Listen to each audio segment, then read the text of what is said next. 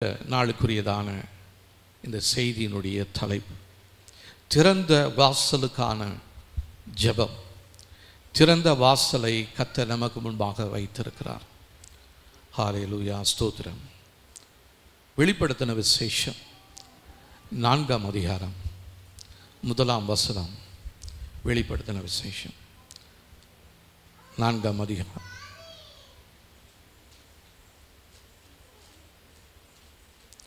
337ஆம் பக்கத்தில் இருக்குது.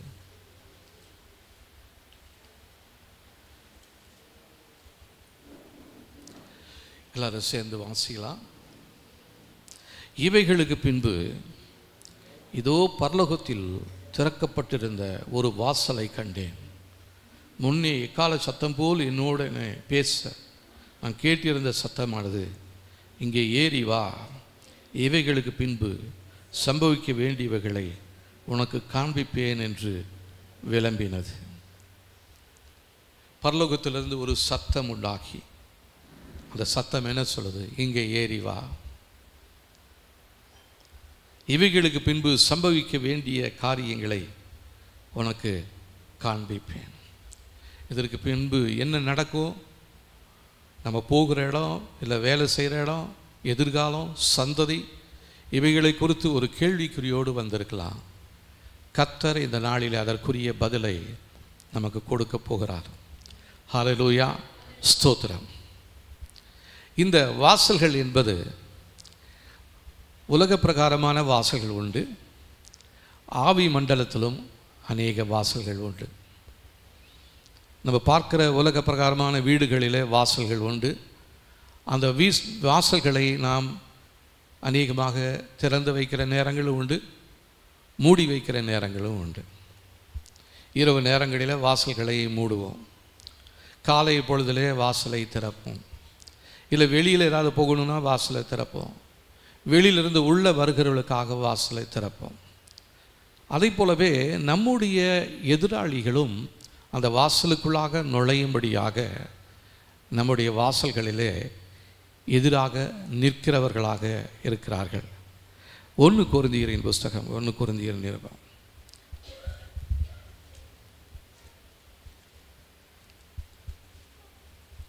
16ஆம் அதிகாரம் 244ஆம் பக்கத்தில் இருக்கு. 9ஆம் வசனம். இங்கே பவுல் எபேசு பட்டணத்திலிருந்து எழுதுகிறார். 9ஆம் வசனம் பாருங்க. ஏனெனில் இங்கே பெரிதும் அனுகூலமுமான கதவு எனக்கு திறக்கப்பட்டிருக்கிறது, விரோதம் செய்கிறவர்களும் அநேகர் இருக்கிறார்கள். பவுலுடைய ஊழியத்தில் ஒரு திறந்த வாசலை கர்த்தர் வைத்திருக்கிறார். திறந்த வாசல் வைக்கப்பட்டிருந்தாலும் அதனுடைய எல்லைகளில் அவருக்கு விரோதம் செய்கிறவர்கள் ஒருத்தர் 2 பேர் இல்லை, அநேகர் இருக்கிறார்கள். இன்றைக்கி நம்முடைய ஆவிக்குரிய வாழ்க்கையிலும் சரி, உலக பிரகாரமான காரியங்களிலும் சரி, தேவன் நமக்கு ஆசீர்வாதத்தை வைத்திருக்கிறார், திறந்த வாசலை வைத்திருக்கிறார். ஆனால் அந்த வாசலில் நமக்கு விரோதம் செய்கிறவர்கள் அநேகர் உண்டு என்பதை நீங்களும் நானும் மறந்துட்டோம், பார்க்க முடியல. நம்முடைய கண்கள் குருடாக இருக்கிறதுனாலே எதிராளிகளையும் பார்க்க முடியல, நன்மை செய்கிற தேவனையும் பார்க்க முடியல. நம்முடைய கண்கள் திறக்கப்பட்டால் ஒழிய இந்த ஆசீர்வாதங்கள் நமக்குள்ளாக வர முடியாது. எவ்வளோ பெரிய கதவுகளாக இருந்தாலும் சரி, அதுக்கு என்ன தான் நீங்கள் கேமராலாம் போட்டிருந்தாலும் சரி, இந்த ஆவி மண்டலத்தில் உள்ள வரதான தீமைகளை நம்மால் பார்க்க முடியாதபடிக்கு நம்முடைய கண்கள் அடைக்கப்பட்டிருக்கிறது. நாம் பார்க்கவே நிறைய விரோதிகள் உள்ளே வந்து கொண்டிருக்கிறாங்க. நம்முடைய செயல்களினாலே, நம்முடைய வார்த்தைகளினாலே, நம்முடைய நடக்கைகளினாலே அநேக தீமை செய்கிற வல்லமைகள் நம்முடைய எல்லைகளுக்குள்ளாக கடந்து வந்து உள்ளே இருந்து கொண்டு நமக்கு எதிராக கிரியை செய்து கொண்டிருக்கிறாங்க. நமக்கு சேர வேண்டிய நன்மைகளுக்காக நாம் ஜெபித்து கொண்டிருக்கிறோம். தேவன் வானத்தின் மேகங்களுக்கு கட்டளையிட்டு வானங்கள் திறந்து நம்முடைய வாழ்க்கையில் ஆசீர்வாதத்தை கொடுக்கும் பொழுது அந்த ஆசீர்வாதத்தை திருடி செல்லும்படியாக சில பலவான்களும் நம்முடைய வாசல்களிலே இருக்கிறார்கள். இவர்களை பார்க்காமல், இவருடைய கரங்களை கட்டி போடாமல், தேவன் நம்முடைய வாழ்க்கையில் வைத்திருக்கிற நன்மைகளை நம்மால் ஒரு நாளும் பார்க்கவும் முடியாது, பெற்றுக்கொள்ளவும் முடியாது. இங்கிருந்து நம்ம ஜெபித்து கொண்டே இருக்கிறோம், ஆண்டவரே என்னுடைய வாசல்களை திறங்க அப்படி என்று சொல்லி. ஆனால் வாசல்கள் திறக்க வேண்டும் என்று சொன்னால் நாம் செய்ய வேண்டிய சில காரியங்கள் உண்டு.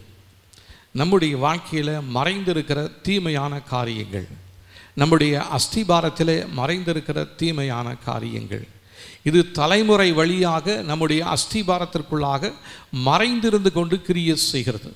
நம்ம என்னதான் ரட்சிக்கப்பட்டிருந்தாலும், என்னதான் தேவனை ஆராதித்து கொண்டிருந்தாலும், சங்கீதத்தில் ஒரு வசனம் வாசிக்கிறோம், அஸ்திபாரங்கள் நிர்மூலமாகிறதே நீதிமான் என்ன செய்வான். நீதிமானால் ஒன்றும் செய்ய முடியல. நம்முடைய அஸ்திபாரங்கள் அசைந்து கொண்டிருக்கிறது, கீழே விழுவது போல் இருக்கிறது, சுவர்களெல்லாம் வீரல் விட்டதாக காணப்படுகிறது, கதவுகள் அடைக்கப்பட்டிருக்கிறது, உள்ளுக்குள்ளாக தீக்குறிகளும் சாக்குறிகளும் உள்ளே பறந்து கொண்டிருக்கிறது. நமக்கு வர வேண்டிய ஆசீர்வாதங்களை அவைகள் திருடி சென்று கொண்டு போய் கொண்டிருக்கிறது. நம்மால் பார்க்க முடியாதபடிக்கு நம்முடைய கண்கள் அடைக்கப்பட்டிருக்கிறது. நம்முடைய கண்கள் திறக்கப்படும்படியாக நாம் தேவனிடத்தில் ஜெபிக்க வேண்டியவர்களாக இருக்கிறோம். இல்லை என்று சொன்னால் தேவன் நமக்காக வைத்திருக்கிறதான அந்த திறந்த வாசலை நம்மால் பார்க்கவே முடியாது. வெளிப்படுத்தின விசேஷம் 3ஆம் அதிகாரம்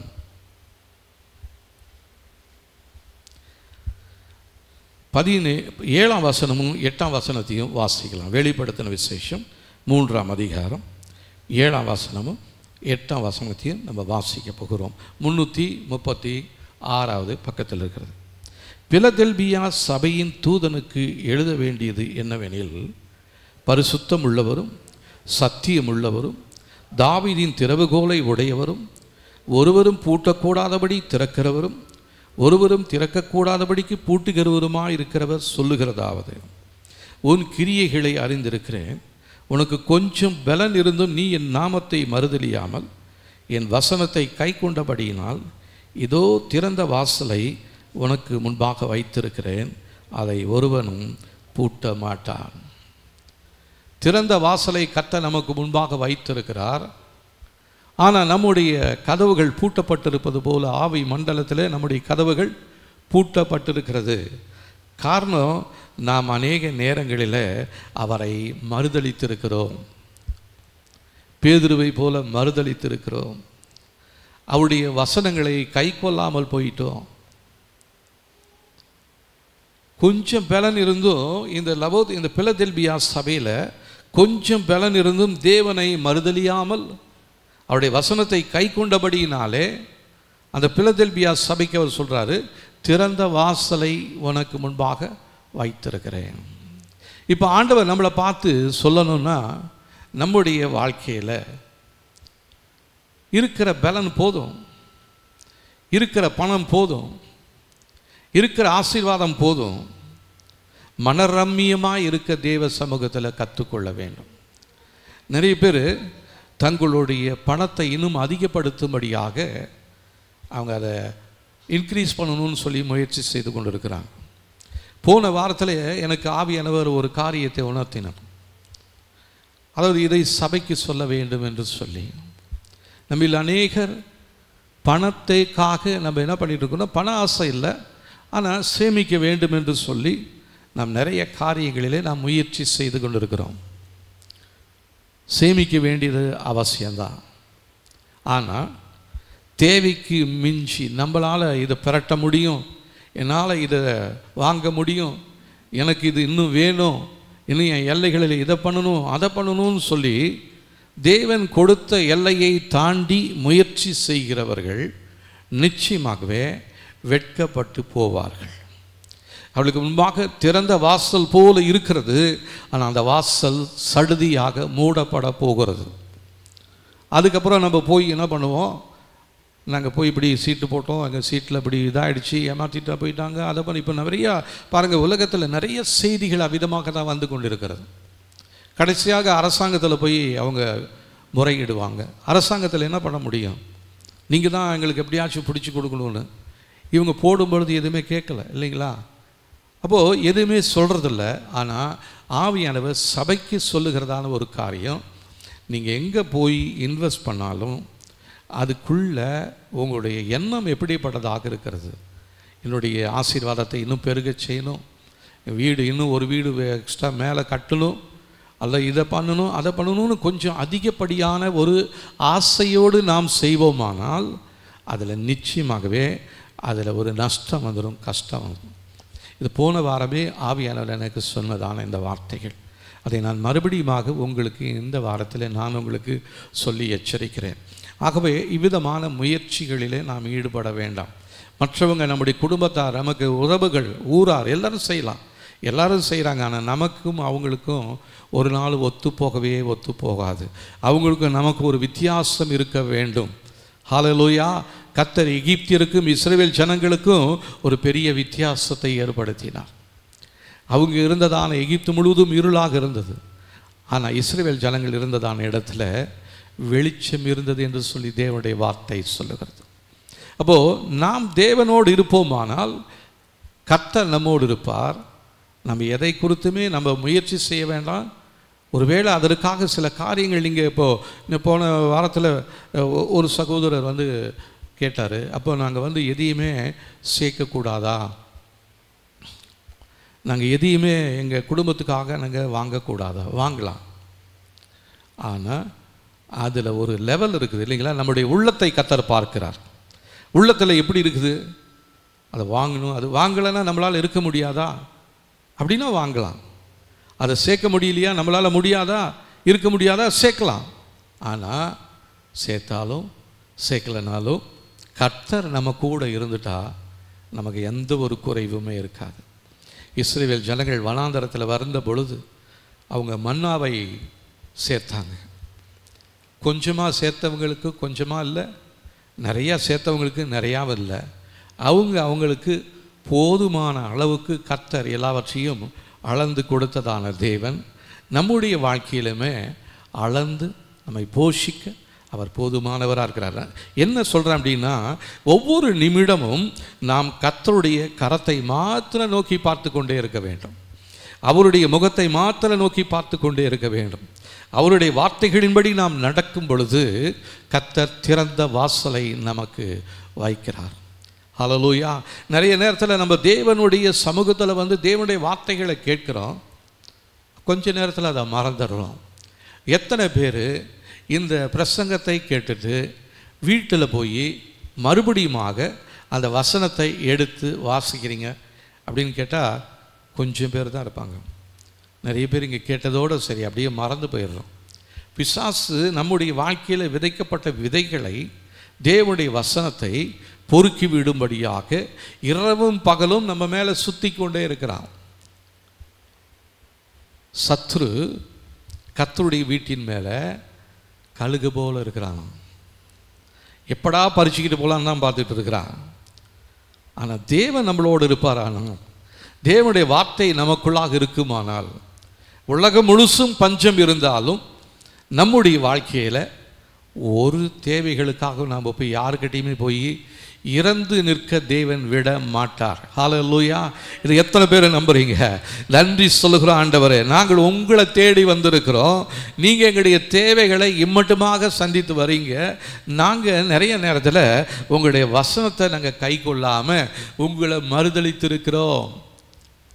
அப்போ நம்ம என்ன பண்ணிட்டோம்னா, அந்த பணத்தை தான் நம்பணுமே ஒழிய தேவன் அந்த இடத்துல மறுதளித்தோம்.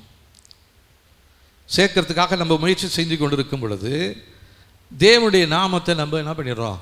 மறுதளித்துறோம். ஆண்டவரை நம்பி வந்தேன், ஆண்டவரை ஏமாற்றிட்டாரு, இனிமேல் அவரால் எதுவும் செய்ய முடியாது, நானாக கொஞ்சம் சேகரிக்க போகிறேன் அப்படின்னு சொல்லி முயற்சி செய்து தான் இந்த நாட்களிலே அநேகர் விதமாக செய்து கொண்டிருக்கிறாங்க. ஆனால் இனி வரும் காலங்கள் தேவ பிள்ளைகளுக்கு இது உகந்ததான காலங்களாக இருக்க, உலக பிரகாரமாக உகந்ததான காலமாக இருக்காது. மற்றவங்களாம் சேர்ப்பாங்க, மற்றவங்களாம் வெட்டுவாங்க, மற்றவங்களாம் கட்டுவாங்க. ஆனால் நீங்களும் நானும் சும்மா இருப்பதே நமக்கு ஒரு பலன் என்று சொல்லி ஆவியானவர் நம்மளை எச்சரிக்கிறார். ஹல்லேலூயா. அதனால் நம்ம போகிற இடங்களிலெல்லாம் அவருடைய பிரசன்னம் இருந்துட்டா போதும், அவருடைய சமூகம் நமக்குள்ளே இருந்துட்டா போதும், நம்மளை சகல சத்தியத்திற்குள்ளாகவும் அவர் வழி நடத்துவார். யார்கிட்டையும் போய் ஆலோசனை கேட்க வேண்டியன்னு அவசியமே கிடையாது. ஏன்னா நமக்குள்ளே இருக்கிற பரிசுத்த ஆவியானவரே நம்மை சகல சத்தியத்திற்குள்ளாகவும் வழி நடத்துவார். இந்த நாட்களிலே ஒருவேளை உங்களுடைய வாசல்கள் அடைக்கப்பட்டிருக்கிறது போல இருந்தாலும் அந்த அடைக்கப்பட்டிருக்கிற அந்த வாசல்களை கர்த்தர் திறக்க போதுமானவராக இருக்கிறார். ஹல்லேலூயா. உங்களுடைய வாழ்க்கையில் ஒரு உயர்வை கொடுக்கக்கூடிய வாசல் ஒன்று உண்டு. தாவீதினிடத்தில் போய் கேட்போமானால், நீ அரசனாவதற்கு முன்பாக என்ன செய்து கொண்டிருந்தாய்? அவர் சொல்வார், நான் ஆடு மேய்ச்சிக்கிட்டே இருந்தேன். திடீரென்று ஒரு நாள் தேவனுடைய சமூகத்திலிருந்து அவருக்கு ஒரு உயர்வு வந்தது. தீர்க்கதரிசி போய் அவருடைய குடும்பத்தில் தேடுறார். குடும்பத்தில் இருக்கிற எல்லாரையும் கூப்பிட்றாரு. இவனான்னு சொல்லி ஆண்டவர் சொல்ல, இவன் இல்லை. கடைசியாக அந்த தீர்க்கதரிசி கேட்குறார், இன்னும் உனக்கு யாராவது ஒரு பிள்ளை இருக்குதா? இன்னும் ஒருவன் இருக்கிறான், அவன் வனாந்தரத்தில் ஆடுகளை மேய்த்து கொண்டிருக்கிறான், எல்லாராலும் மறக்கப்பட்டவன், என்னாலும் அவன் கீழான நிலையில் வைத்து என்னை பார்த்து கொண்டிருக்கிறேன், அவன் ஒரு நாள் உயர்வுக்குள்ள மேன்மைக்குள்ள வர முடியாது என்று சொல்லி ஆண்டவர் சொல்றாரு, அவனை கூப்பிடு, அவனை ராஜாவா அபிஷேகம் பண்ணு. அவன் குடும்பத்தில் இதுவரையிலும் ஒருத்தனும் ராஜாவா வந்தது இல்லை. ஆனால் இவனுடைய வாழ்க்கையில் ஒரு உயர்வை கர்த்தர் வைத்திருந்தார். அதே போல நாம் எங்கே இருந்தாலும், என்ன வேலை செய்து கொண்டிருந்தாலும், அதுக்கு மத்தியில் ஆடுகளை மேய்த்து கொண்டிருந்தாலும், தாவீது பாட்டு பாடிட்டு இருக்கிறாரு, கர்த்தர் என் மேய்ப்பராக இருக்கிறார், நான் தாழ்ச்சி அடைவது இல்லை, நான் மரண இருளின் பள்ளத்தாக்களை நடந்தாலும் பொல்லாப்புக்கு பயப்பட போவது இல்லை. சிங்கம் வரலாம், கரடி வரலாம், அவைகளுடைய கையிலிருந்து வாயிலிருந்து என்னுடைய ஆட்டை மீட்டுக்கொள்ள என்னுடைய தேவன் எனக்கு உதவி செய்கிறவராக இருக்கிறார் என்று சொல்லி, ஹல்லேலூயா, அந்த நம்பிக்கை நமக்குள்ளாக வர வேண்டும். இப்போ பாருங்க, தாவீதுக்கு திடீரென்று ஒரு உயர்வு வந்தது. அவன் நினைச்சு பார்க்கவே இல்லை. வீட்டிலேருந்து ஒரு ஆள் கூப்பிடறதுக்கு வரான். ஏன் என்ன நினைச்சு எங்கள் வீட்டிலேருந்து கூப்பிடுறாங்க? உடனே வர சொல்கிறாரு. அப்பா, எதற்காக அவ்வளோ அவசரம்? அப்பாவுக்கு உடம்பு சரியில்லையா? என்னாச்சு? இவர் பல நினைப்புகளில் போயிருக்கலாம். ஆனால் கர்த்தர் இவருடைய இருதயத்தை பார்த்து கொண்டிருந்தார். கர்த்தருடைய இருதயத்துக்கு ஏற்றவனாய் இருந்ததினாலே கர்த்தர் அவனை மேய்ப்பனாய், ஆடு மேய்த்து கொண்டிருந்ததான அவனை ஒரே நாளில் அரசாங்கத்துக்குள்ளாக கொண்டு போய் வைக்க தேவன் சித்தமுள்ளவராய் இருந்தவர். நம்முடைய வாழ்க்கையில் ஒரு உயர்வை அவரால் கொடுக்க முடியாதா? நீங்கள் என்ன படிச்சிருந்தாலும் சரி, எவ்வளவு கீழே இருந்தாலும் சரி, உங்களை உயர்த்தி நிறுத்துவதற்கு தேவன் போதுமானவராக இருக்கிறார். ஹல்லேலூயா. அவருடைய கரங்கள் குறுகி போகவில்லை, அவருடைய செவிகள் மந்தமாகவில்லை. உங்களுடைய ஜெபத்தை கேட்டு உங்களுக்கு பதில் தருவதற்கு, உங்களுக்கு உதவி செய்வதற்கு கர்த்தருடைய கரங்கள் ஆயத்தமுள்ளதாக இருக்கிறது. நம்ம அவரை நம்புவோம், அவரை விசுவாசிப்போம். ஆண்டவரே, என்னுடைய உயர்வு வாசல்கள் திறப்பதற்காக நன்றி. ஹல்லேலூயா சொல்லலாம். ஆண்டவரே, என்னுடைய வாழ்க்கையில உயர்வை கொடுக்கக்கூடிய வாசல்கள் திறப்பதற்காக நன்றி. ஆண்டவரே, நான் எந்த நிலைமையில இருந்தாலும் என்னை மேன்மைப்படுத்த உங்களால் முடியும். ஆண்டவரே, மற்றவங்க சொல்லலாம், நீ படிக்காதவன், அழகில்லாதவன், தகுதி இல்லாதவன் சொல்லி, ஆண்டவரே, நீர் என்னை பார்த்து சொல்கிறீர், நீ தான்பா என்னுடைய இருதயத்துக்கு ஏற்றவன், நீ தான் இந்த வேலைக்கு லாக்கியானவன், நான் உன்னை கொண்டு போய் அந்த இடத்துல நிறுத்துவேன் என்று சொல்லி நம்முடைய வாழ்க்கையில உயர்வுக்குரிய வாசலை திறக்கக்கூடிய தேவன் ஒருவர் உண்டு என்பதை மறந்து போயிடாதீங்க.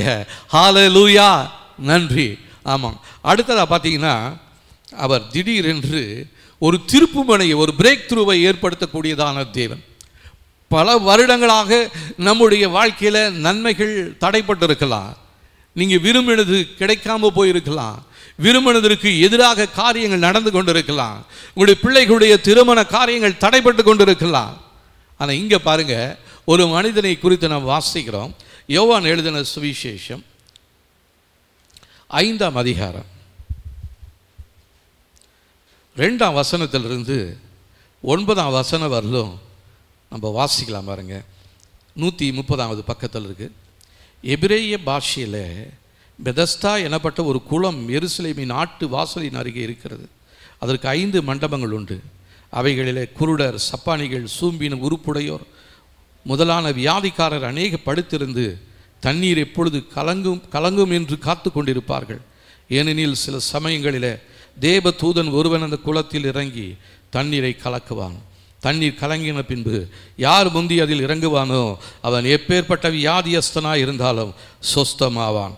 38 வருஷம் வியாதி கொண்டிருந்த ஒரு மனுஷன் அங்கே இருந்தான். படுத்திருந்த அவனை இயேசு கண்டு அவன் வெகுகாலமாய் வியாதியஸ்தன் என்று அறிந்து அவரை நோக்கி சொஸ்தமாக வேண்டும் என்று விரும்புகிறாயா என்று கேட்டார். அதற்கு வியாதியஸ்தன், ஆண்டவரே, தண்ணீர் கலக்கப்படும் பொழுது என்னை குளத்தில் கொண்டு போய் விடுகிறதற்கு ஒருவரும் இல்லை. நான் போகிறதற்குள்ளே வேறொருவன் எனக்கு முந்தி இறங்கி விடுகிறான் என்றார். இயேசு அவனை நோக்கி, எழுந்திரு, உன் படுக்கையை எடுத்துக்கொண்டு நட என்றார். உடனே அந்த மனுஷன் சொஸ்தமாகி தன் படுக்கையை எடுத்துக்கொண்டு நடந்து போனான். அந்த நாள் ஓய்வு நாளாய் இருந்தது. பாருங்க, இங்கே ஒரு மனுஷன் அநேக வருஷங்களாக 38 வருஷமாக நடக்க முடியாதபடிக்கு, படுத்த படுக்கையே சுருட்ட முடியாதபடிக்கு, ஒரு அடி எடுத்து வைக்க முடியாதபடிக்கு நம்பிக்கை இழந்தவனாய் 38 வருஷம் காத்துக்கிட்டு இருந்தான். பக்கத்தில் இருந்தவங்கெல்லாம், அவன் கூட இருந்தவங்கெல்லாம் எல்லாரும் சுகமடைந்து வீட்டுக்கு போயிட்டே இருக்கிறாங்க. ஆனால் இவனால் விருப்பம் இருக்குது, நடக்க முடியல. விருப்பம் இருக்குது, ஏதோ ஒரு காரியம் அவனை கட்டி வைத்திருக்கிறது. அவனை தேடி இயேசு வந்தார். அதே போல நம்முடைய வாழ்க்கையில் அநேக வருடங்களாக தடைப்பட்டிருக்கலாம். உங்களை தேடி உங்கள் அருகில் இயேசு நிற்கிறார். கேட்குறாரு, உனக்கு சுகமடைய வேண்டும் என்று நீ விரும்புகிறாயா? இப்போ நம்மளை பார்த்து கேட்குறாரு, நீ இந்த சூழ்நிலையிலிருந்து விடுதலை பெற நீ விரும்புகிறாயா? நாம் என்ன சொல்ல போகிறோம்? ஆண்டவரே, ஆமாம் ஆண்டவரே, சுகத்திற்காகத்தான் என்னுடைய வாழ்க்கையில் இந்த கொடூரமான இந்த வியாதி என்னை விட்டு நீங்காமல் இருக்கிறது. அநேக மருத்துவர்களுக்கு நான் போய் செலவு பண்ணிட்டேன். என் குடும்பத்தாரை எல்லாரும் என்னை ஒதுக்கிட்டாங்க. என் குடும்பத்தில் எத்தனையோ நல்ல காரியங்கள் நடந்தது. ஆனால் என்னால் எதுலேயுமே போய் கலந்து கொள்ள முடியல. என்னை தனிச்சு விட்டுட்டாங்க ஆண்டவரே. எல்லாராலும் கைவிடப்பட்டு போயிட்டேன். எல்லாராலும் மறக்கப்பட்டு போயிட்டேன். கவலைப்படாதீங்க, நீங்கள் இருக்கிற இடத்துல கர்த்தர் உங்களை தேடி வந்திருக்கிறார். இப்போ அவர் கேட்குறாரு, சுகமடைய விரும்புகிறாயா? நீ இதிலிருந்து விடுதலை பெற விரும்புகிறாயா? உன்னுடைய சூழ்நிலை மாற வேண்டுமா? உன் குடும்பத்தில் இருக்கிற தடைகள் மாற வேண்டுமா? உன் பிள்ளைக்கு திருமணமாக வேண்டுமா? உன் குடும்பத்தில் உன் புருஷன் ரட்சிக்கப்படணுமா? உன்னுடைய மனைவி ரட்சிக்கப்படணுமா? உன் பிள்ளைகள் நல்ல வாழ்க்கை வாழ வேண்டுமா? நம்மளை பார்த்து கேட்குறாரு. நாம் சொல்லுவோம், ஆமாம் ஆண்டவரே, நாங்கள் விரும்புகிறோம் ஆண்டவரே, எங்களுடைய குடும்பம் நல்ல நிலைமைக்கு வர வேண்டும். நானும் என் வீட்டாருமோ என்றால் கர்த்தரையே சேவிப்போம் என்று சொல்லி யோசுவா சொன்னது போல நாங்கள் சொல்லும்படியாக விரும்புகிறோம். ஆனால் எங்களுடைய குடும்பத்தில் இன்னும் ரட்சிப்பு இல்லையே ஆண்டவரே. உங்களுடைய ரட்சிப்பு எங்கள் வாழ்க்கையில் வர முடியாதபடிக்கு காணப்படுகிற எல்லா தடைகளையும் முறித்து போட, உடைத்து போட உங்களால் முடியும் தகப்பனே. நான் என்னை நம்பி உங்கள் கையில் நான் அர்ப்பணிக்கிறேன் என்று சொல்லுவோம். அற்புதமான சுகத்தை, அற்புதமான விடுதலையை, அற்புதமான நன்மையை கர்த்தர் நம்முடைய வாழ்க்கையில் காண செய்ய போதுமானவராக இருக்கிறார். ஹல்லேலூயா. இப்போ ஆண்டவரை பார்த்து சொல்ல போகிறோம், ஆண்டவரே, எங்களுடைய வாழ்க்கையில், எங்களுடைய குடும்பத்தில், எங்களுடைய சரீரத்தில் இவ்விதமாய் கட்டப்பட்டிருக்கிற அநேக காரியங்கள் உண்டு ஆண்டவரே. இது நடக்கலேன்னு சொல்லி நாங்கள் ஏங்கி கொண்டிருக்கிறோம். அநேக வருடங்களாக நாங்கள் ஜெபித்து கொண்டிருக்கிறோம். அநேக மாதங்களாக நாங்கள் ஜெபித்து கொண்டிருக்கிறோம். இப்போ உங்கள் வார்த்தையை நம்பி வந்திருக்கிறோம் ஆண்டவரே.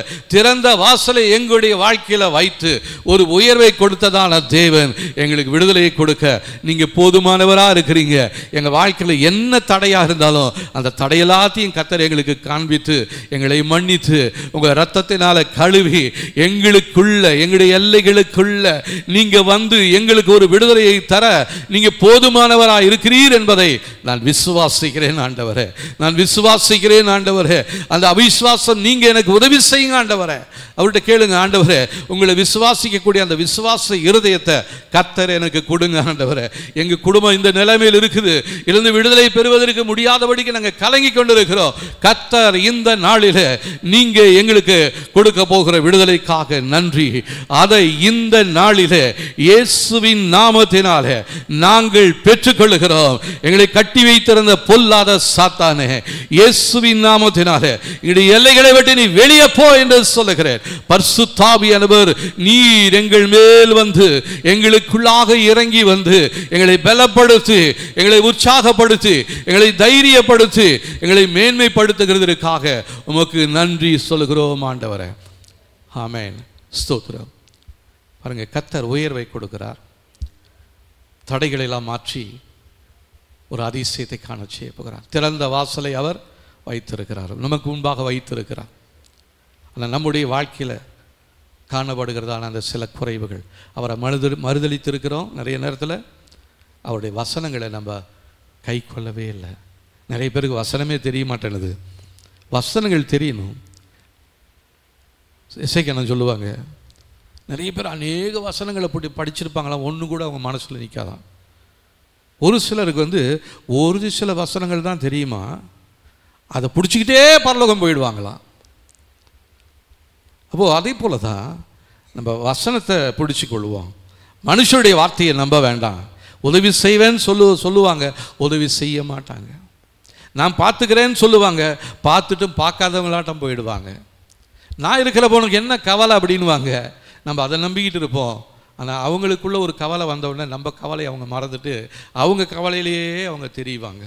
நமக்குன்னு உதவி செய்கிறதுக்கு ஒருத்தரும் இல்லை. ஆனால் கர்த்தர் உண்டு, அவருடைய வார்த்தைகள் உண்டு.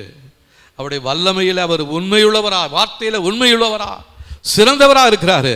அவர் தான் நீங்களும் நானும் ஆராதிக்கிறதான இயேசு ராஜா. ஹalleluya. ஓ ரிபெலா ரதியா ஷாதுரேனே மேரே காதுலா. glory to God. ஹalleluya. அடுத்ததா பார்த்தீங்கன்னா, அநேக வருடங்களாக குழந்தை இல்லாமல் இருந்ததான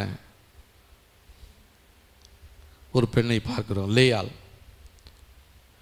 அவருடைய கணவரால் வெறுக்கப்பட்டு அவருடைய தங்கச்சியை ரொம்ப நேசிக்கிறாரு, அக்காவை வெறுக்கிறாரு. கர்த்தர் பார்த்தாரு, லேயாளுக்கு கர்ப்பத்தை திறந்தார்.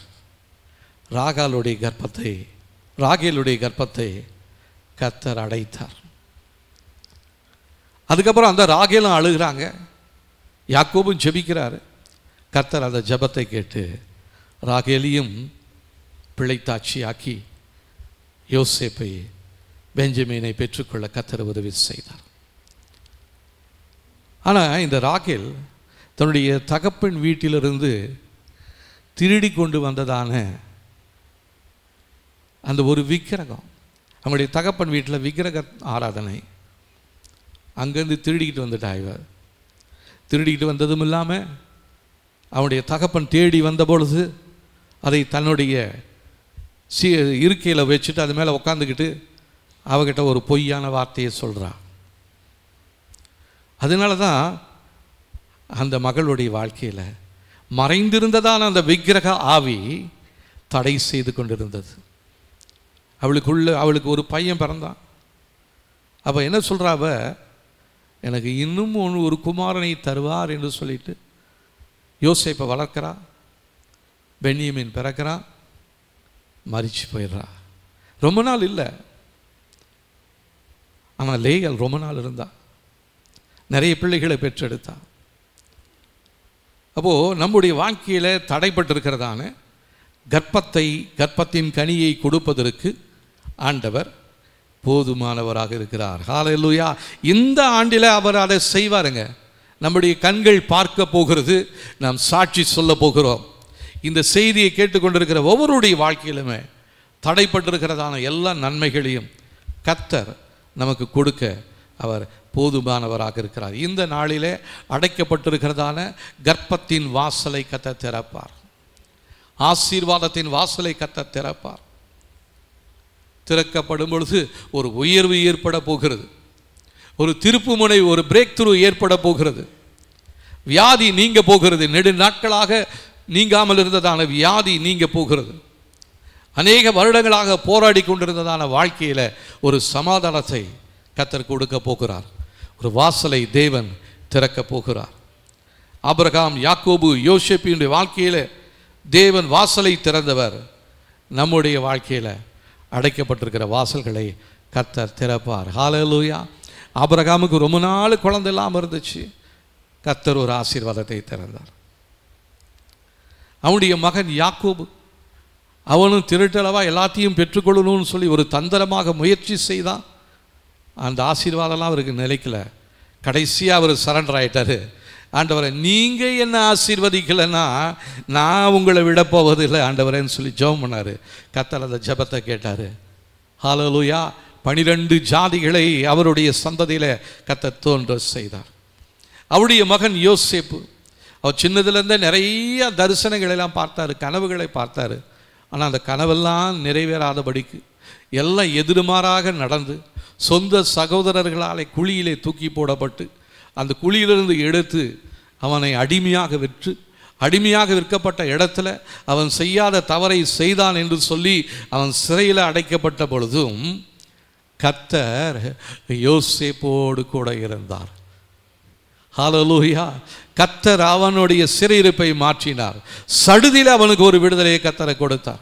அவன் நினைத்து பார்த்திராத உயர்வை கர்த்தர் கொடுத்தார். காரணம், அந்த யோசேப்பை குறித்து ஒரு நோக்கம் வைத்திருந்தார். அவருடைய சந்ததியை குறித்து ஒரு நோக்கம் வைத்திருந்தார். நம்முடைய சந்ததியை குறித்தும் அவர் நோக்கம் வைத்திருக்கிறார். அந்த நோக்கம் நிறைவேற போகிறது.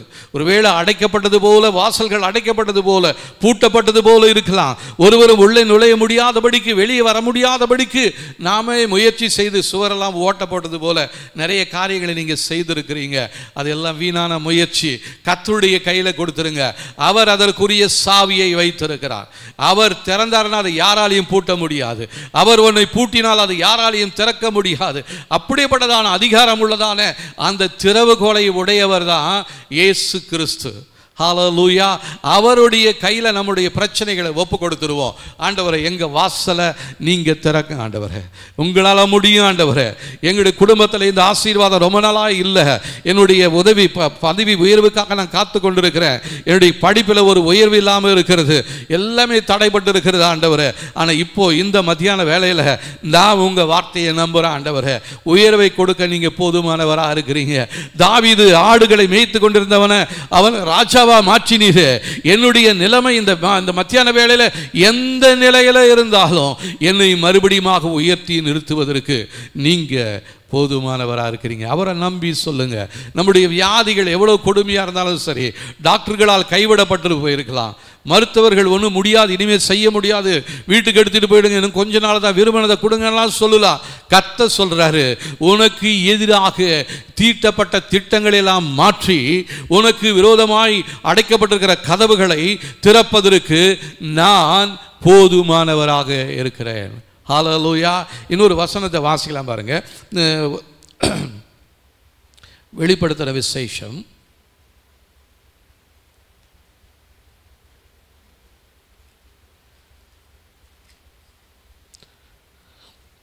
3ஆம் அதிகாரம்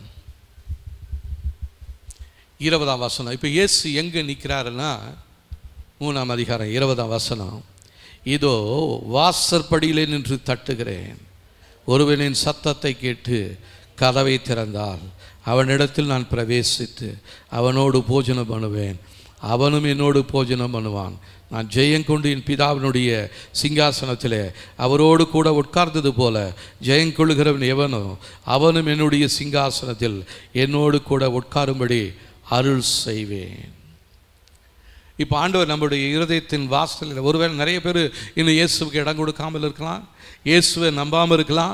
இவ்வளோ காரியங்கள் எனக்காக உதவி செய்யணும்னு எவ்வளோ பேர் முயற்சி பண்ணாங்க, ஒன்றுமே முடியல. எங்கள் சொந்தக்காரங்க எவ்வளோ பண உதவி செய்தாங்க, இன்னும் கட்ட முடியல. எனக்காக எவ்வளோ பேர் உதவி செஞ்சு பொண்ணு பார்த்தாங்க, மாப்பிள்ளை பார்த்தாங்க, இன்னுமே ஒன்றுமே பண்ண முடியல. இப்போ ஆண்டவர் தான் என்ன பண்ண போகிறார் அப்படின்னு நீங்கள் நினைக்கலாம். கர்த்தர் உங்களுடைய வாசற்படியில் நின்று கதவை தட்டி கொடு. என்னால் முடியும், நான் சர்வ வல்லவர், நான் ஆல்பாவும் ஓமேகாவுமான இருக்கிறேன். உன்னுடைய காரியத்தை என்னுடைய கரத்தில் கொடுத்து விடு, நான் உனக்கு முன்னே சென்று கோணலான வழிகளை செவ்வையாக்கி அடைக்கப்பட்டிருக்கிற வாசல்களை நான் உனக்கு திறப்பேன். நான் திறந்துட்டால் அதை யாராலையும் பூட்ட முடியாது. அநேகருடைய வாசல்கள் மந்திர சூனிய காரியங்களினால் பூட்டப்பட்டிருக்கிறது.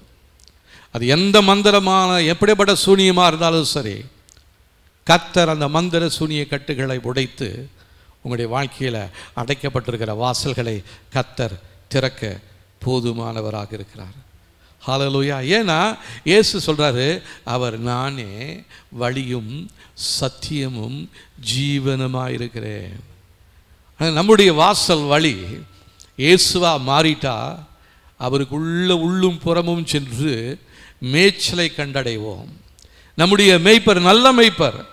அவர் பசும்புல் வெளியிலே நம்மை நடத்துகிறவர், அமர்ந்த தண்ணீர் அண்டையில் நம்மை கொண்டு போய் சேர்க்கிறவருமாக இருக்கிறார்.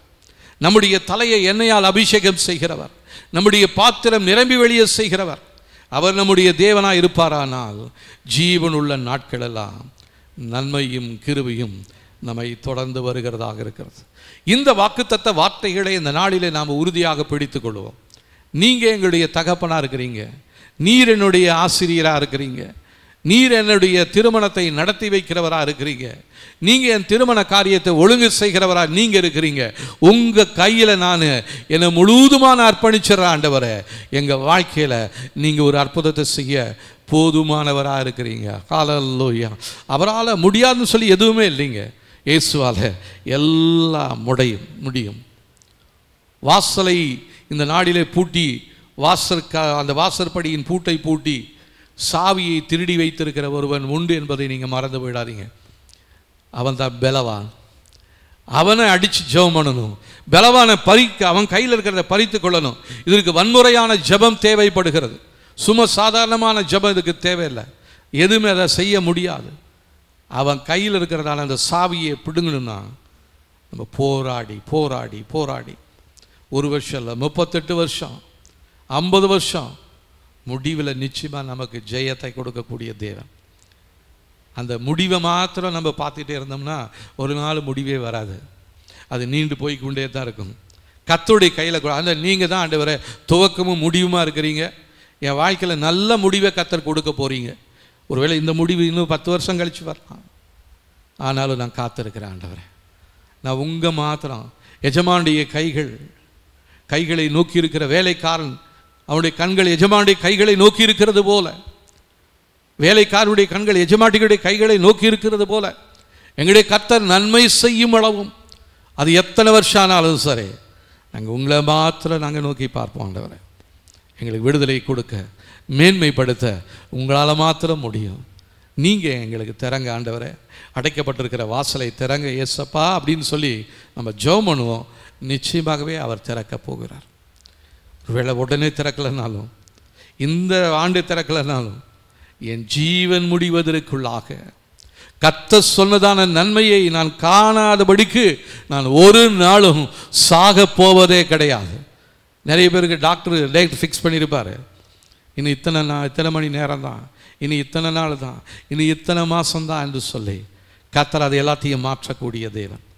எங்கள் அம்மாவுக்கு கேன்சர் வியாதி வந்த பொழுது டாக்டர் சொன்னார், இந்த ஆப்ரேஷன் பண்ணால் இவங்க 6 months இருப்பாங்க, இந்த ஆப்ரேஷன் பண்ணலன்னா இவங்களுக்கு 4 வாரம் தான் அப்படின்னு சொல்லி டைம் கொடுத்துருந்தாங்க. சொந்தக்காரங்கள்லாம் வந்து நாங்கள் காசு கொடுக்குறோம், இதை பண்ணுறோம் அதை பண்ணுறோன்னு சொன்னாங்க. ஆனால் அப்பா கடன் வாங்கவே மாட்டார். அப்பா சொல்லிட்டாரு, நான் யாருக்கிட்டையும் கடன் வாங்க மாட்டேன், தேவன் கொடுத்தா கொடுக்கட்டும், எடுத்தா எடுத்துக்கிட்டோம். இந்த ஒரு உறுதியாக நாங்கள் குடும்பமாக ஜெபித்து கொண்டிருந்தோம். கர்த்தர் அற்புதமாக அந்த கட்டியை அவரே ஆப்ரேஷன் செய்து இப்போ போன வருஷம்தான் அம்மா இறந்தாங்க. கர்த்தர் எவ்வளோ நல்லவர் பாருங்க. 92 வயசில் அம்மா இறந்தாங்க. அதுக்கு முன்பாக அம்மாவுடைய 54ஆம் வயசுன்னு நினைக்கிறேன். அப்போ தான் அந்த கட்டி வந்தது. கர்த்தர் போதுமானவராக இருந்தார். என்ன இந்த நேரத்தில் ஒரு சாட்சியை நிறுத்தியிருக்கிறாரு. எங்கள் அம்மாவுக்கு உதவி செய்ததான தேவன் உங்களுடைய வாழ்க்கையில் அற்புதங்களை செய்து உங்களுக்கு விடுதலை கொடுக்க அவர் போதுமானவராக இருக்கிறார். எல்லா மகிமையும் இயேசுராஜா ஒருவருக்கே நான் செலுத்துகிறேன். ஹல்லேலூயா. அதனால் எங்களை எவ்விதமாக நேசிக்கிறாரோ அதை போல தான் உங்களையும் நேசிக்கிறார். இந்த ஊழிய பாதையிலும் அவர் நடத்தி வந்துகிறதான பாதைகளை நினைத்து நான் தேவனுக்கு நன்றி சொல்லி கொண்டிருக்கிறேன். கர்த்தர் அற்புதமாக நடத்தி கொண்டிருக்கிறார். அதை சொல்லுவதற்கு வார்த்தை இல்லை. ஆனால் எல்லாத்துக்கும் ஒரே ஒரு வார்த்தை, இயேசு என்கிறதான வார்த்தை தான். அவர் எங்களை நடத்தி செல்கிறார், உங்களையும் நடத்துவார். உங்களையும் அதனால தானே உற்சாகப்படுத்துகிறோம். ஜெபம் பண்ணுங்க, வேற ஒன்றுமே செய்ய வேண்டாம். ஜெபம் பண்ணுங்க, ஆண்டவரே இந்த திறந்த வாசலை எனக்கு முன்பாக வைங்க ஆண்டவரே. அடைக்கப்பட்டிருக்கிற வாசல்களை கர்த்தர் திறக்கும்படியாக நாங்கள் இப்பொழுது சொல்லி ஜெபிக்கிறோம் ஆண்டவரே என்று சொல்லி. இந்த வாசல்கள் பூட்டப்பட்டிருக்கும்படி வரையிலும் அநேகர் தங்களுக்குரிய நன்மைகளை இழந்து போயிடுறாங்க, சுகத்தை இழந்து போயிடுறாங்க, சந்தோஷத்தை இழந்து போயிடுறாங்க, சமாதானத்தை இழந்து போயிடுறாங்க. கர்த்தர் வைத்த நன்மையான காரியங்களை பார்க்க முடியாதபடிக்கு அநேகர் காலத்திற்கு முன்பாகவே மரித்து போயிடுறாங்க. கர்த்தர் நமக்கென்று ஒரு நாட்களை நியமித்திருக்கிறார். பிசாசு நமக்கு எதிராக சில திட்டங்களை தீட்டிக் கொண்டிருக்கிறார்.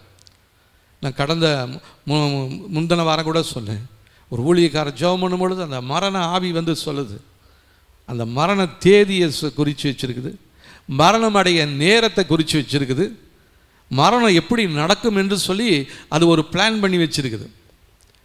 அந்த ஊழியக்காரர் ஜெபிக்கும் பொழுது அந்த அசுத்தாவி சொல்லுது, நான் அந்த மரண ஆவி இவ்வளோ இத்தனை நாள் இத்தனாம் தேதி இந்த இடத்துல இத்தனை மணி நேரத்துக்கு இப்படி ஒரு ட்ரக்கில் கொண்டு போய் இடித்து இவ்வளோ சாகடிக்க போகிறேன். அவர் சொல்கிறார், பார்த்தீங்களா, பிசாசு நமக்கு எதிராக திட்டங்களை தீட்டிக் கொண்டிருக்கிறான். அல்லது நானும் ஒவ்வொரு நாளும் நான் ஜெபிக்க ஆரம்பித்தேன், எனக்கு எதிராக, குடும்பத்துக்கு எதிராக, சபை மக்களுக்கு எதிராக பிசாசினால் வெட்டி வைக்கப்பட்டிருக்கிற சவக்குழிகள் மூடப்படுவதாக, எனக்கு எதிராக, குடும்பத்துக்கு எதிராக, சபைக்கு எதிராக செய்யப்பட்டிருக்கிற சவ பெட்டிகள் பரலோக அக்கினியால் எரிந்து சாம்பலாய் போவதாக, எனக்காக, குடும்பத்திற்காக, சபை மக்களுக்காக தேவன் பரலோகத்தில் வைத்திருக்கிற திட்டங்களும் தீர்மானங்களும் எங்களுடைய வாழ்க்கையில், எங்களுடைய குடும்பத்தில், எங்களுடைய சபையில் இயேசுவின் நாமத்தினாலே நடப்பதாக என்று சொல்லி ஒவ்வொரு நாளும் நான் சொல்லிக்கொண்டே இருக்கிறேன். கர்த்தர் அந்த நம்பிக்கை எங்களுக்குள்ளாக கொடுத்து கொண்டிருக்கிறார். அந்த விசுவாசத்தை தேவன் இன்னும் அதிகமாக எங்களுக்கு தரும்படியாக நாம் அதிகமாக அவருடைய வார்த்தையை மாத்திர தான் நம்புகிறோம். அதனால் கர்த்தரை மாத்திரம் நம்ம நோக்கி பார்க்க போகிறோம். அவரை நோக்கி பார்த்தவர்கள் ஒரு நாளும் வெட்கப்பட்டு போனதே கிடையாது. அதனால் இந்த மாதத்தில் கூட தேவன் நமக்கு கொடுத்ததான வார்த்தை என்ன? ஏசாயா 49 அதிகாரம் 24ஆம் வசனத்திலிருந்து 25ஆம் வசனம் வரலும் நம்ம வாசித்து பார்ப்போமானால், ஏசாயா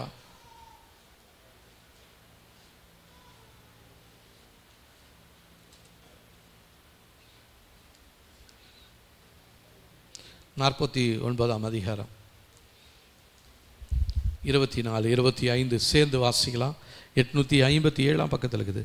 பராக்கிரமம் கையிலிருந்து கொள்ளை பொருளை பறிக்க கூடுமோ, அல்லது நீதியால் சிறைப்பட்டு போனவர்களை விடுவிக்க கூடுமோ என்றாலும், இதோ பராக்கிரமனால் சிறைப்படுத்தப்பட்டவர்களும் விடுவிக்கப்படுவார்கள், பலவந்தனால் கொள்ளையிடப்பட்டதும் விடுதலையாக்கப்படும். உன்னோடு வழக்காடுகளோடு நான் வழக்காடி உன் பிள்ளைகளை ரட்சித்து கொள்ளுவேன். நம்ம யார் நமக்கு விரோதமாக யுத்தம் செய்கிறாங்களோ அவங்களோட கர்த்தரே யுத்தம் செய்வார். அதனால் இந்த யுத்தம் கர்த்தருடையது. நம்ம மாம்சத்தோடையும் இரத்தத்தோடு இருக்கிற மனுஷங்ககிட்ட போராடவே வேண்டாம். பக்கத்து வீட்டுக்காரங்க, அவங்க இவங்க யாருக்கிட்டையுமே போய் எந்த விதமான சண்டையும் போட வேண்டிய அவசியம் இல்லை. நம்முடைய யுத்தம் மாம்சத்தோடும் இரத்தத்தோடும் இருக்கிற மனிதர்களோடு அல்ல, வான மண்டலங்கள் இருக்கிற பொல்லாத ஆவியின் சேனைகளோடு, அதிகாரங்களோடு, துரைத்தனங்களோடு, வல்லமைகளோடு தான் நமக்கு யுத்தம் இருக்கிறது. ஆகவே அதை ஒரு நாளும் மறந்துடாதீங்க. மறுபடியும் நான் அந்த வார்த்தையை தான் உங்களுக்கு சொல்லிகிட்டே இருக்கிறோம். நம்முடைய யுத்தம் மாம்சத்தோடும் இரத்தத்தோடும் இருக்கிற மனுஷங்களிடத்தில் கிடையவே கிடையாது. அநேகருடைய வாழ்க்கை, குடும்பம், சரீரம் பலவாந்தனால் சிறைப்பிடிக்கப்பட்டிருக்கிறது. அநேகருடைய சரீரங்களில் தீராத வியாதிகள், தீராத பிரச்சனைகள் எல்லைகளுக்குள்ளாக தொடர்ந்து காணப்படுகிறது. இது என்னைக்கு மாறுமோ அப்படின்னு சொல்லிக்கிட்டே இருக்கிறோம். இது ஒரு நாளும் மாறாதுன்னு சொல்லி பிசாசு பொய்யான காரியங்களை நம்முடைய செவிகளில் கேட்க சொல்லுவான். நமக்கு மருத்துவம் செய்கிற டாக்டர்களும் அவங்க சொல்லலாம். நம்ம ரிப்போர்ட்டும் அதற்கு எதிர்மறையாக தான் வரும். நம்ம நம்பிக்கிட்டு இருக்கிற நம்பிக்கைக்கு எதிராக ரிப்போர்ட்டெல்லாம் வரும். அந்த ரிப்போர்ட்டெல்லாம் மாறும். தேவனுடைய வார்த்தை சத்தியம், அது ஒரு நாளும் மாறவே மாறாது. ஹல்லேலூயா. கர்த்தர் அவருடைய வார்த்தைகளை நமக்கு வாக்கு பண்ணியிருக்கிறார். அந்த வார்த்தைகள், இந்த வானமும் பூமியும் மாறினாலும் அவருடைய வார்த்தைகள் ஒரு நாளும் மாறுவதே கிடையாது. ஆகவே இந்த நாட்களிலே பிசாசு நம்முடைய வாழ்க்கையில் சில நேரங்களில் கனவுகளின் வழியாக நம்முடைய வாழ்க்கையில் சில சிறை பிடிப்புகளை செய்திருப்பான். நிறைய பேர் அதை தெரியாமல் இருக்கிறாங்க. கனவுகளில் சாப்பிட்றது போல கனவு இருக்கும். இன்னும் கூட கொஞ்சம் பேருக்கு இந்த இன்குபீஸ் சக்குபீஸ் ஆவிக்குரியதான கணவன் மனைவி அவங்களோட உடலுறவு கொள்ளுவது போல நம்முடைய கனவுல இருக்கலாம். பயப்படாதீங்க, எல்லாத்துக்குமே எனக்கு அந்த மாதிரி கனவெல்லாம் வந்திருக்குது. அப்போது அதை பிரேக் பண்ணி ஜெபம் பண்ணணும். ஊழியம் செய்கிறவங்களை மாத்திரம் விட்டு வைக்காது, எல்லாரையுமே அது இந்த மாதிரி காரியங்களுக்குள்ள பிசாசு தந்திரமாக உள்ளே நுழைந்து நம்முடைய வாழ்க்கையை கெடுத்து கொண்டிருக்கிறான். திறக்கப்பட்ட கதவுகளை பூட்டி வைத்திருக்கிறான். இல்லைன்னா குழந்தைக்கு ஃபீட் பண்ணுறது மாதிரி, நிறைய பேருக்கு குழந்தைங்களுக்கு ஃபீட் பண்ணுறது மாதிரி ஒரு கனவு வரும்.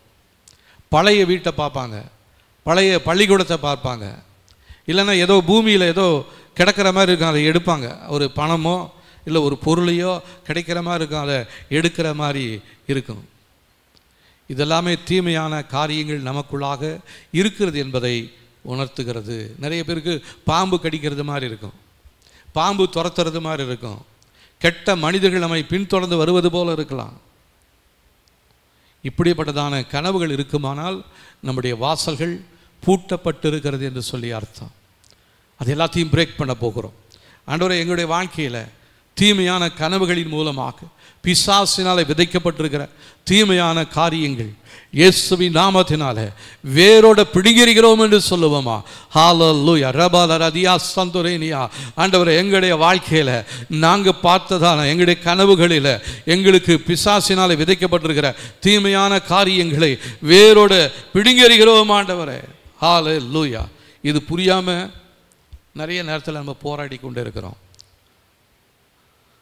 ஸ்பிரிச்சுவல் டிசைன்மெண்ட் ஒன்று வேணும். நமக்கு ஆவிக்குரிய உலகத்தில் நடக்கிற காரியங்களை உணரக்கூடியதான அந்த பகுத்தறிவு வரத்தை நம்ம தேவனிடத்தில் கேட்கணும். எது இல்லைனாலும் இந்த காரியத்தை நம்ம கேட்க போகிறோம். ஆண்டவரே, ஆவி மண்டலத்தில் எனக்கு எதிராக கிரியை செய்கிறதான தீமையான வல்லமைகளை புரிந்து கொள்ள, அதிலிருந்து தப்பித்து கொள்ள தேவன் எங்களுக்கு உதவி செய்யுங்க ஆண்டவரே.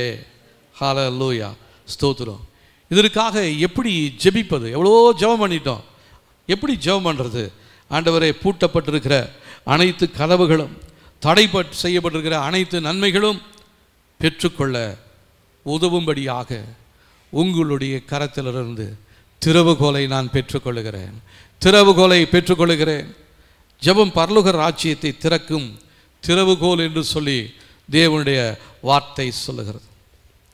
அடிமைத்தனத்திலிருந்து, வறுமையிலிருந்து, துக்கத்திலிருந்து, துயரத்திலிருந்து விடுதலை பெற நீங்களும் நானும் ஜெபிக்க வேண்டியது அவசியமாக இருக்கிறது. ஜெபம் என்பது தேவ பிரசன்னத்துக்குள்ளாக நம்மை கொண்டு போய் சேர்க்க ஒரு உபகரணமாக இருக்கிறது.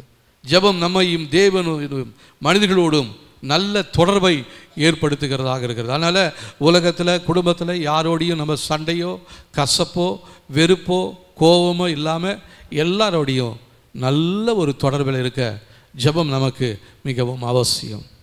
சில நேரத்தில் சண்டை போட்டுருப்போம். ஜெபம் பண்ண நேரத்தில் பிசாசு வந்து சொல்லுவான், இப்போ தான் சண்டை போட்டுட்டு வந்தேன், நீ ஜெபம் பண்ணுறியா அப்படின்வான். அந்த குற்ற உணர்வுக்குள்ளே இடம் கொடுக்காமல், ஒரு வேளை அந்த மாதிரி யாரோடையாவது சண்டை போட்டிருந்தீங்கன்னா அவங்களோட போய் ஒப்புரவாகுங்க. அவங்க செஞ்சது தான் தவறாக இருக்கலாம், ஆனாலும் நாம் அவங்கள மன்னித்து அவங்க மேலே இருக்கிற கசப்பெல்லாம் வெறுப்பெல்லாம் எடுத்து போடும்படியா தேவ கரத்தில் ஒப்பு கொடுத்து ஜெபிக்கும் பொழுது நம்முடைய ஜெபத்திற்கு ஒரு பதில் ஒன்று உண்டு. இன்னொரு சாவி என்னன்னு சொன்னீங்கன்னா, மத்தேயு எழுதின சுவிசேஷம் 17ஆம் அதிகாரம்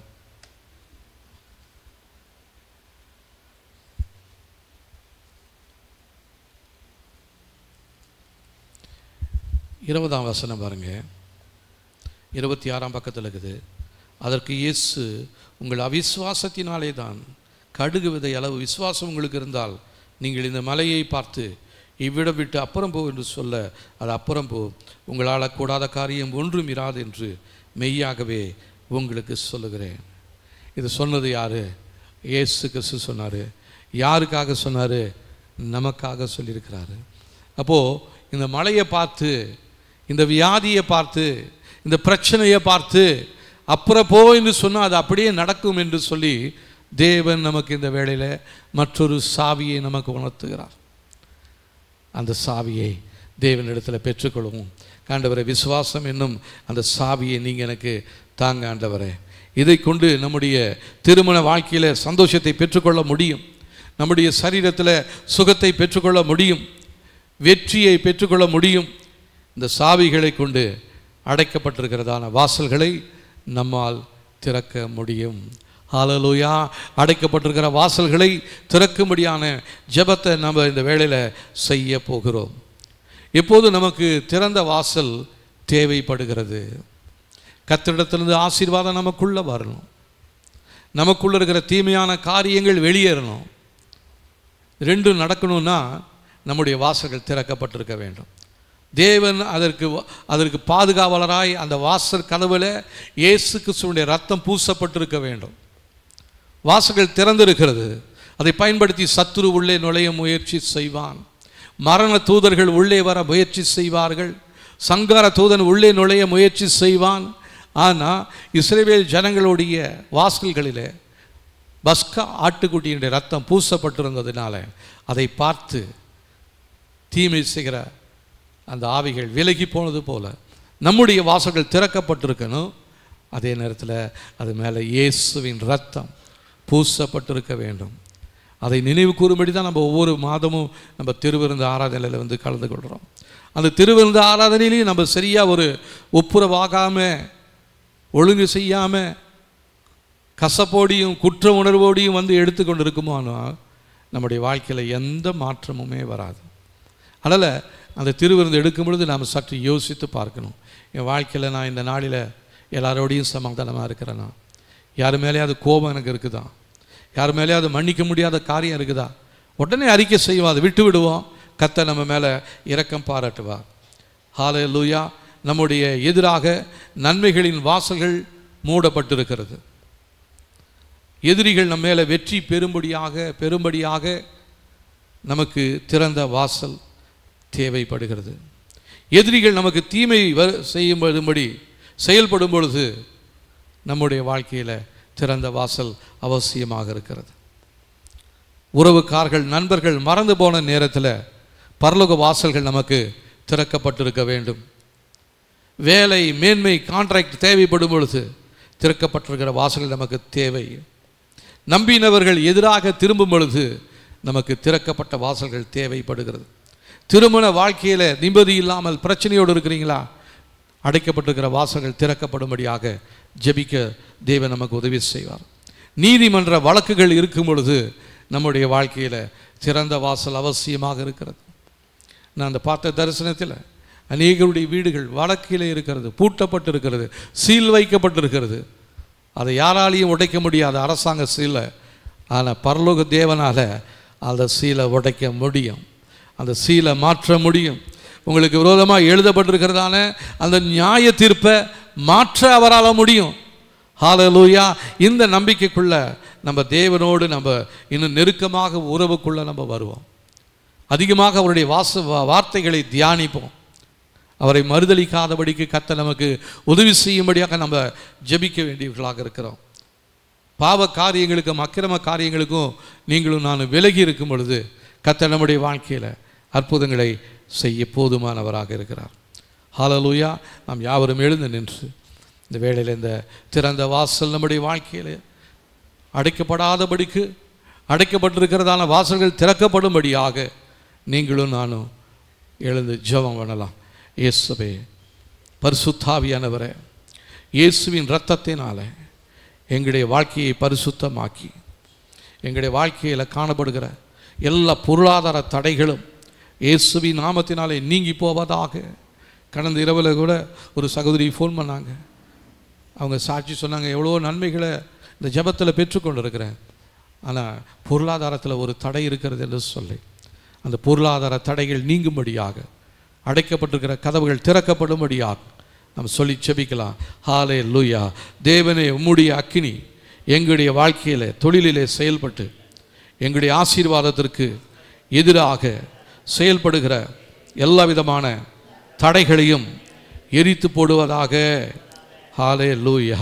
ஆண்டவரே, உம்முடைய தெய்வீக திறவுகோல் எங்களுடைய வாழ்க்கையில் மூடப்பட்டிருக்கிற அனைத்து வாசல்களும் இயேசுவின் நாமத்தில் திறப்பீராக.